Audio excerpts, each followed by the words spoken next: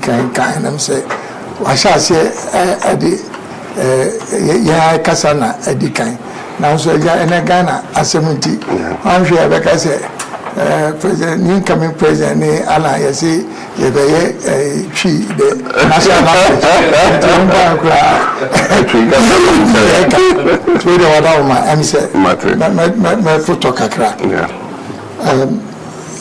good morning, Your Excellency, and then good morning to you gentlemen, and then my own my niece Joyce. Your Excellency, I'm here this afternoon together with my team, first to congratulate you and to commend you for your emphatic victory in the just ended general elections. It is clear from the results that you put in a lot of effort and you've been handsomely rewarded in that regard. I'm sure many Ghanaians are not aware that although we belong to different political persuasions, that we've had very good fraternal relations for many years, based on mutual respect and shared common values, and indeed also our commitment to serve our nation in humility. I am aware that you've already had the opportunity and privilege of occupying the high office of President of our country, and so you are already keenly aware of the demands of this job. However, as a brother, maybe I should use this opportunity to offer a little bit of advice. The movement for change and the Alliance for Revolutionary Change, we campaigned on two fundamental themes. One is the establishment of a government of national unity, and the other one is the prosecution of a national development agenda based on the Great Transformational Plan. Now, in respect of the first, Your Excellency, I'm sure you're all aware that our country has been seriously divided for many years because of partisanship. And unfortunately, this is robbing all of us of the benefits of our democratic credentials, which we've nurtured over so many years. And I think this ought to change. Secondly, this whole winner takes all syndrome, which has been associated with partisanship, I think is also not helping our country, because we don't have the benefit of harvesting and mobilizing the collective talent of all Ghanaians. And we should not be divided in that regard by our different political ideologies. I think that also needs to change. Thirdly, also, the lack of continuity of government projects, which again is the result of this partisanship, has also cost our nation quite a bit of money. And I think that also has to change. So I would really like, very respectfully, you to consider this whole development paradigm of how you build a government of national unity, which obviously then means that you bring together people from different political persuasions, big and small, people from other stakeholder groupings, because I think they also represent, indeed, in fact, they represent the majority of the people. So they must have a voice also in government. So that's in respect of the first pillar. The second one is the Great Transformational Plan. Your Excellency, I know that during your first term in office, you had to go to the IMF for support. Now, there's a marginal increase or a stability that comes along with being on an IMF program. So ultimately, you'll find that the numbers will start looking good. it's obvious. That's part of the whole objective of a stabilization program.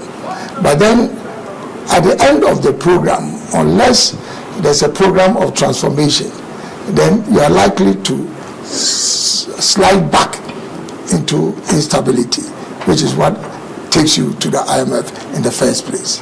And so, with the Great Transformational Plan, I very respectfully like to recommend a number of priorities for your consideration, which is stabilizing the macroeconomy. I know that because of our manifesto promises, there's a lot of pressure. Everything is important, but I feel that it's the macroeconomy and the economy as a whole that basically must occupy your highest consideration.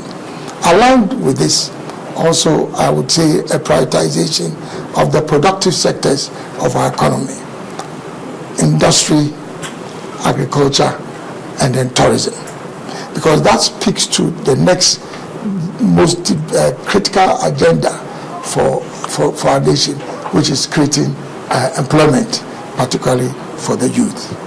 Now, beyond this, also, I think, is the issue of corruption, which you've spoken about, and which robs us as a country of so much resources that we can channel into development. The next is constitutional reform. Constitutional reform that would enhance the quality of governance in our country. And I'm sure you're already aware of many of those areas that require reform. And last but not the least is the issue of galamsey, which obviously is an existential threat. It's not just a question of those living in galamsey communities. This is something that is going to affect all of us as Ghanaians. So, very respectfully, I think that these two development paradigms, I would recommend that you look at them quite seriously. And within the context of a government of national unity, we are prepared to provide all the support that is required for you to be able to implement both the agenda for transformation and also the government of national unity. Your Excellency, in conclusion, I think the greatest legacy you can leave for our country is to help build a peaceful, united, prosperous country which provides equal opportunity to all Ghanaians, irrespective of their political affiliation, ethnic or religious affiliation. We wish you very well together with your team. Thank you. And I think on that regard, I'd like to make a presentation of the Great Transformational Plan to you. Yes. Thank you. Thank you. Welcome you, and to say how much I appreciate this visit, to physically express what you had already done by phone. We spoke on the phone and you extended your congratulations, but I think this follow-up with members of your team is significant, and we appreciate it very much.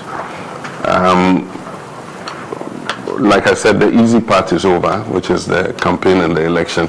The difficult part now begins, and as our traditionally say, many heads are better than one. And you've properly analyzed the challenge of our democracy, and that is that we cannot harness all the human resource we have to be able to move the country in the direction that we want to go. At any one time, the party that wins and its supporters and functionaries are rowing in one direction, and another part of the country is wishing that that party fails so that they can have the opportunity at the next election to be able to come into government, and to create a situation where all of us, or the majority of us, are rowing in the same direction. Then it means that the canoe in which we are will just continue to be in the same place, or even if it moves forward, it will not move at an optimal speed that guarantees prosperity and dignity for all our people. Since 1992, we have implemented the fourth Republican democracy under the 1992 Constitution.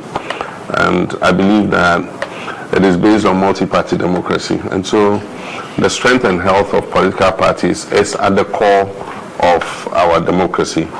And so one would, even though we're opponents, wish that, the parties that are on the other side of the divide are healthy, and that, they also have their democratic systems working, and that they contribute their quota on whichever side of the divide, government or opposition, they contribute their quota to national development. So we can't be happy with the current situation in the NPP, and I hope that they'll quickly recover from this dramatic loss that they have suffered and then put their act together. We could see it coming, and I've been in politics long enough to realize that there was something wrong in the NPP.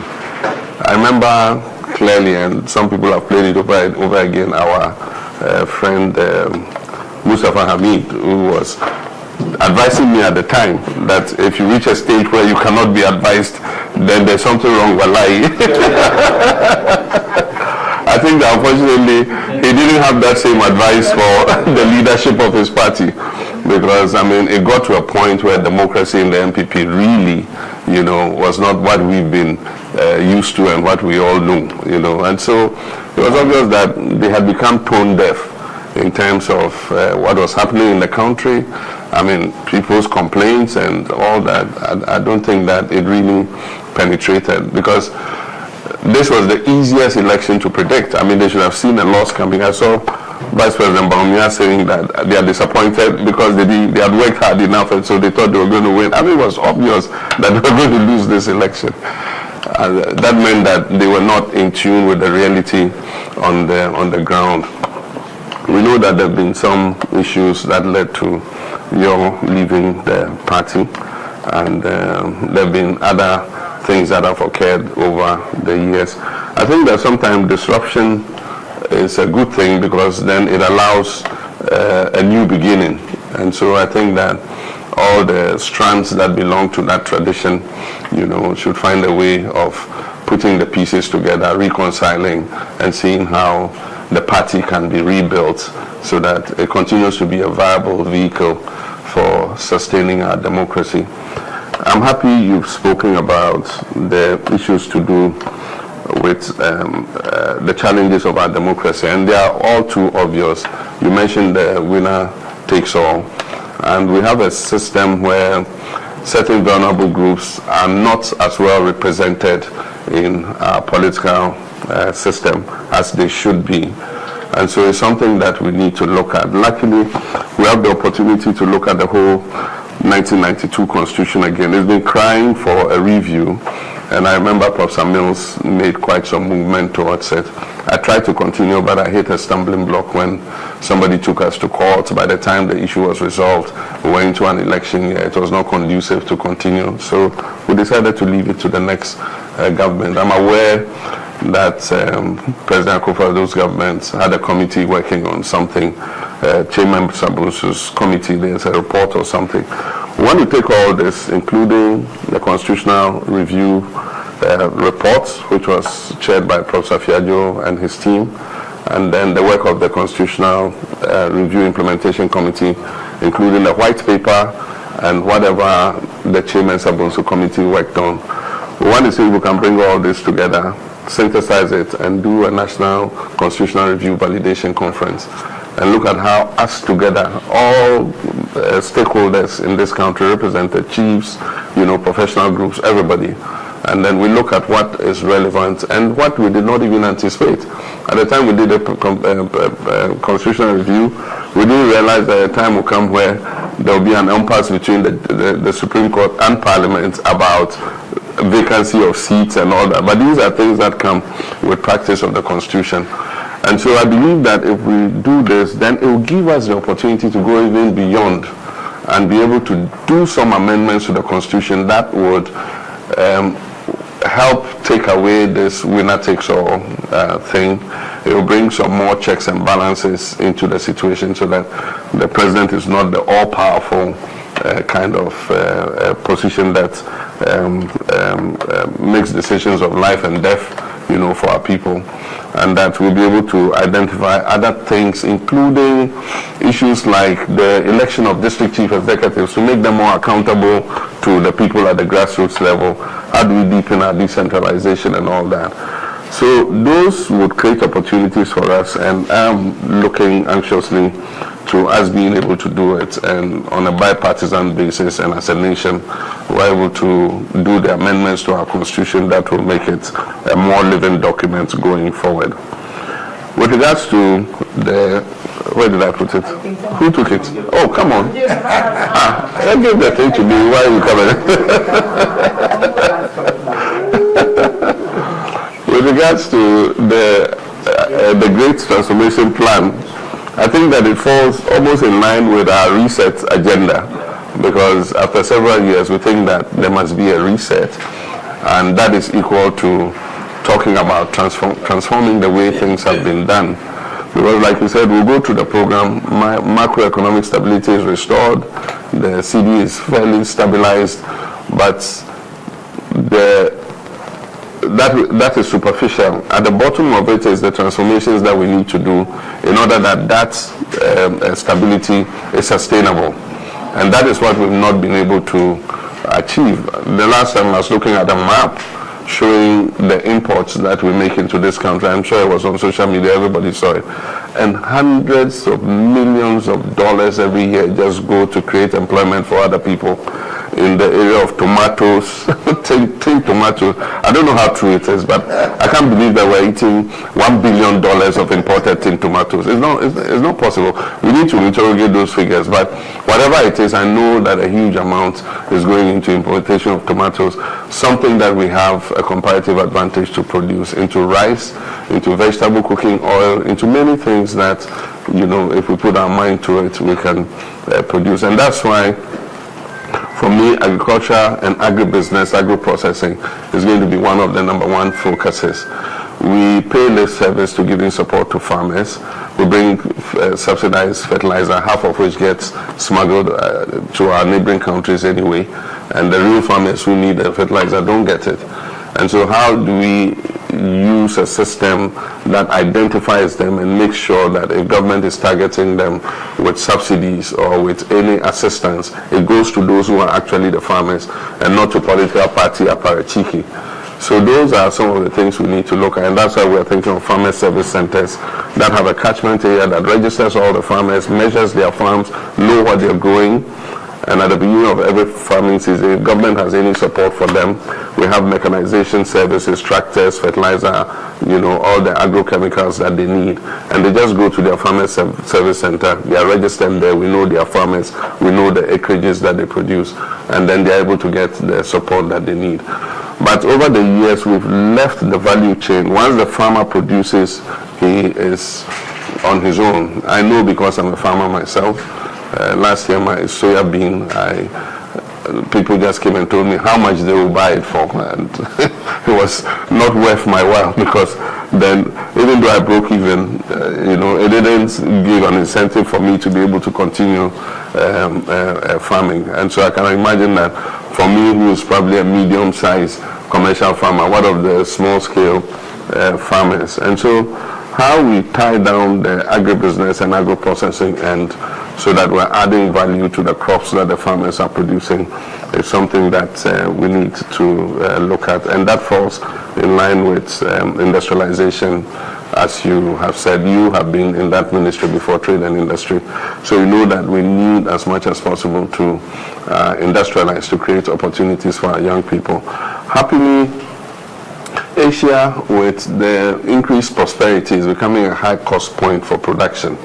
And so there are a lot of investors who are looking for new places where labor is relatively cheaper and they can make a better profit producing there.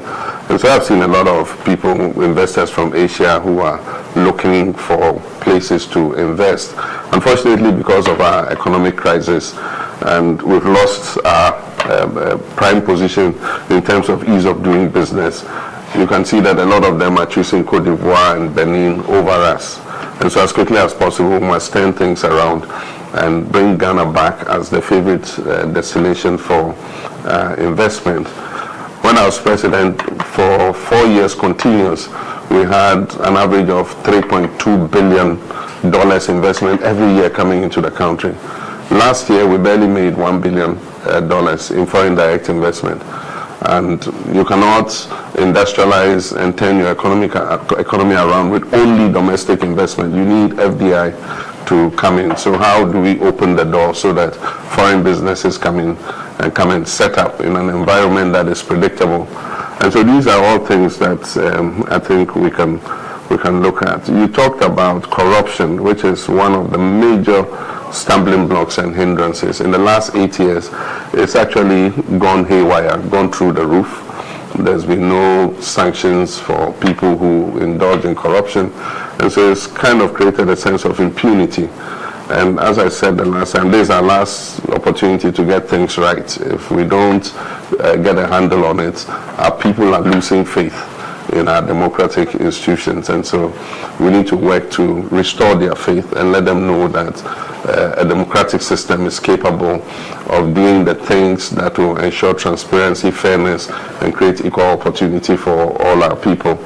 And we're open to working together on all these issues. Unemployment, we know the issue of Galamsey. It's a hydra-headed problem, and it's been exacerbated by the fact that the non-tax revenue pillars of the economy have somehow declined under the last 8 years.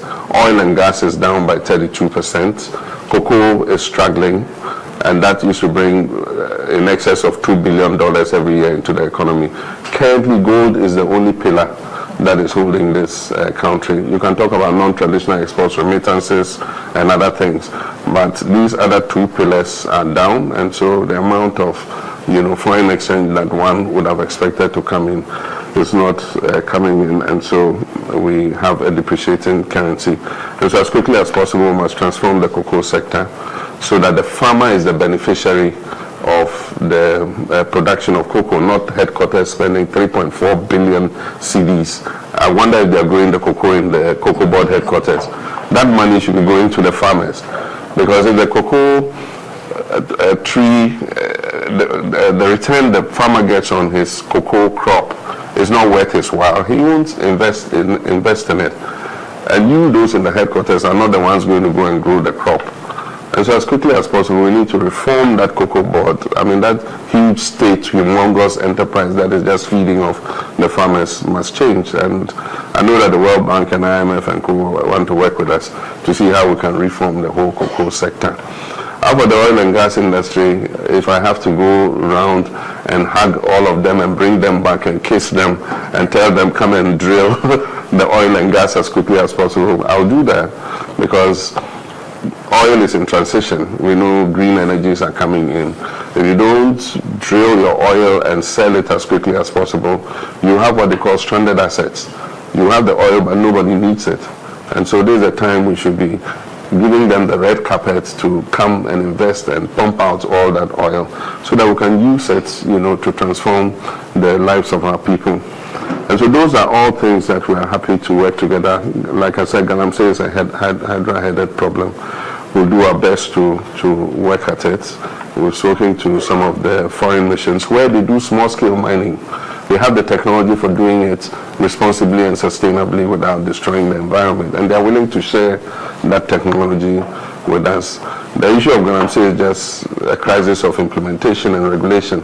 The agencies that have been put to regulate and implement are not able to carry out their duties. And apart from that, the political hierarchy is involved in the illegal small-scale mining, and that's why government does not have the political will to deal with it. And so we hope that we'll create a new environment where we're able to deal with illegal small-scale mining and the destruction of the environment.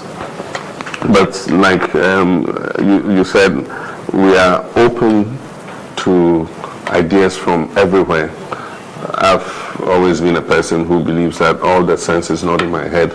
and as much as possible, I try to learn from other people, and I know that a lot of thought went into this document. So we'll look at it, we'll borrow from it, we'll steal from it, we'll copy from it. Whatever is positive here, we're going to take and add to the research agenda, and you can be sure that we'll give you credit for whatever we've taken out of it. But I think our ideas are the same, and so we have an open door. As you said, you and I have known each other for a very long time, and your name is quite resounding in Ghanaian politics. You're a stalwart of Ghanaian politics. I don't think that your political career is over. I'm sure there's still a lot more you can contribute to your nation, and we'll all work together. This is my swan song, my final term, and we'll work together to lay the foundation so that the next generation eventually can take it up and continue. So thank you.